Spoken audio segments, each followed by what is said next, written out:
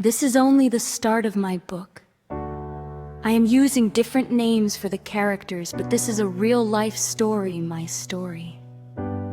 Divinity's new golden world.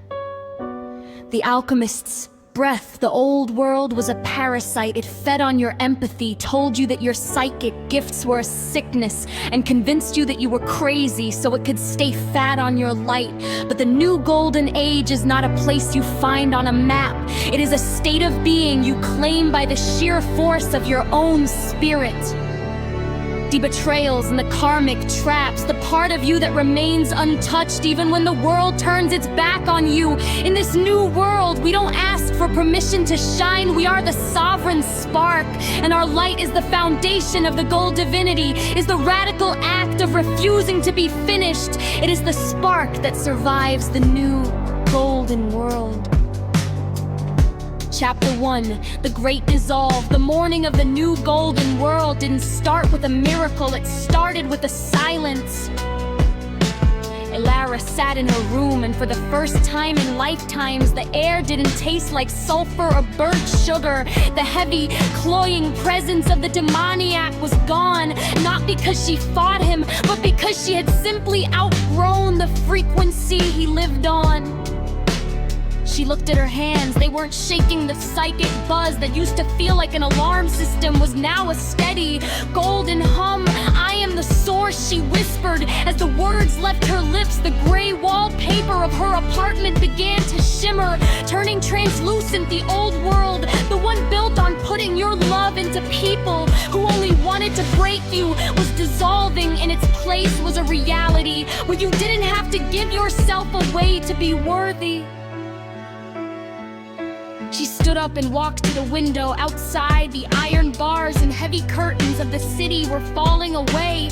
People were walking with their heads up, their own inner lights glowing softly. The golden age wasn't coming. It was here, and it was being built by the very people the old world tried to destroy. Chapter 2.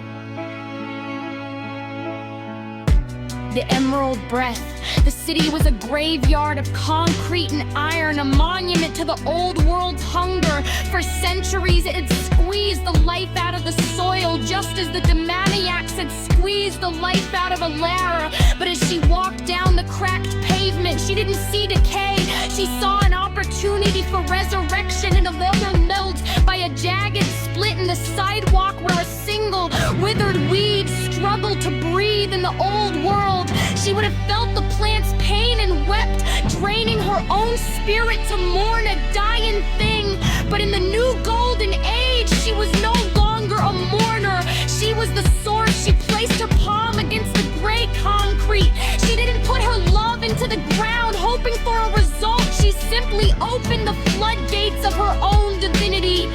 A pulse of soft, gold-green light rippled from her hand, traveling through the cracks like liquid sun. The change was instantaneous. The withered weed didn't just grow, it transformed. Its stem thickened into a vibrant emerald vine that raced across the pavement, shattering the brittle concrete as if it were nothing more than dried mud behind it.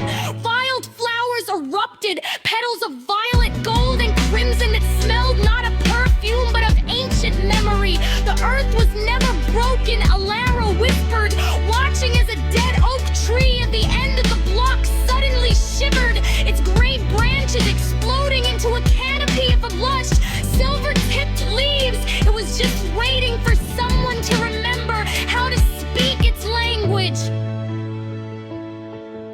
As she walked, the gray world dissolved behind her. Girthings that at once felt like prisons were now being embraced by ivy that glowed with its own inner light.